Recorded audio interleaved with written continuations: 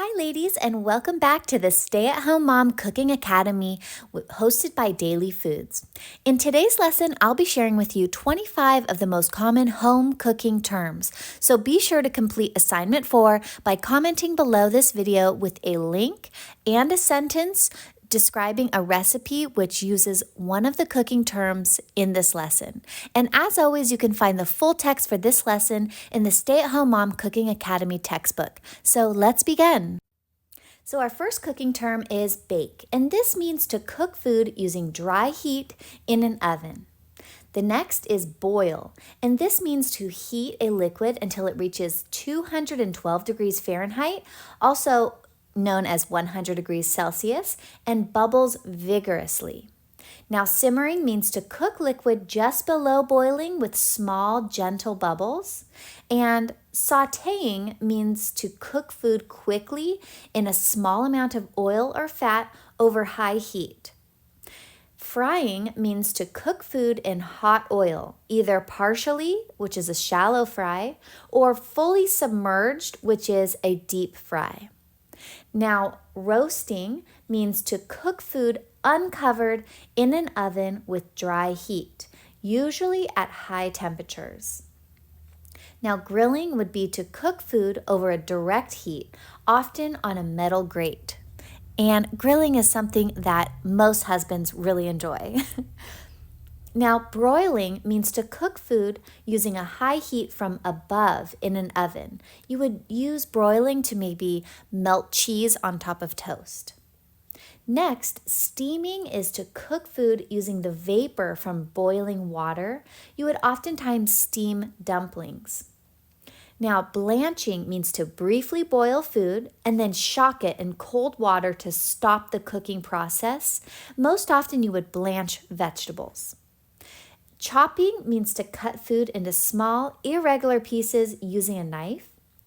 Dicing means to cut food in small, evenly sized cube-shaped pieces. We'll go over more about chopping and dicing food in the knife terms.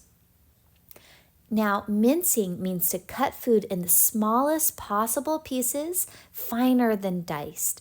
You would oftentimes mince garlic or herbs. Now, julienne means to cut food into thin matchstick-like strips. Oftentimes, you would julienne carrots. Now, whisking means to beat ingredients together using a whisk to incorporate air. You would use whisking to make something like whipped cream.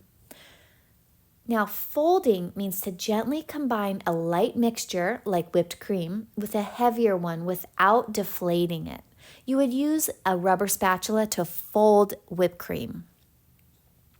Now, kneading means to work dough with your hands to develop gluten and texture.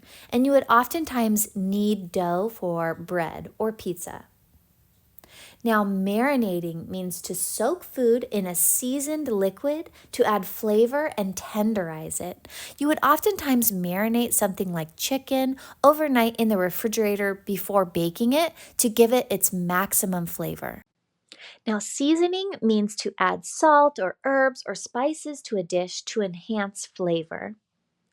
And reducing means to boil or simmer a liquid to evaporate water and to concentrate flavor. You would reduce a sauce to make it a really nice, thick sauce. Now, deglazing means to add liquid to a pan to loosen and dissolve the browned food bits for sauce. So after you would maybe cook a sauce, you would deglaze it with a little bit of wine or liquid, and this would clean up all of the little bits of food off of the pan. Now, zesting means to grate or peel the colored outer layer of citrus fruits for flavor. And poaching would be to gently cook food in a hot liquid kept just below boiling. You would maybe poach eggs or salmon. Now, caramelizing means to slowly cook sugar or foods with natural sugars until they turn brown and sweet. You would caramelize sugar to make caramel. Now, the last term is braise, where you slowly cook food in a small amount of liquid after browning it, usually in a covered pot or a slow cooker. Now, be sure to complete your assignment 4 in the comments below by sharing a link and a sentence description to a recipe which uses one of these cooking terms that you learned in lesson 4. I'm looking forward to seeing your assignments in the comments below this video. So thank you for joining me in lesson 4 of the Stay at Home Mom Cooking Academy. And remember that moms cook over 1,000 meals a year. So go get in the kitchen and bless your family with some healthy and delicious food. See you in the next lesson.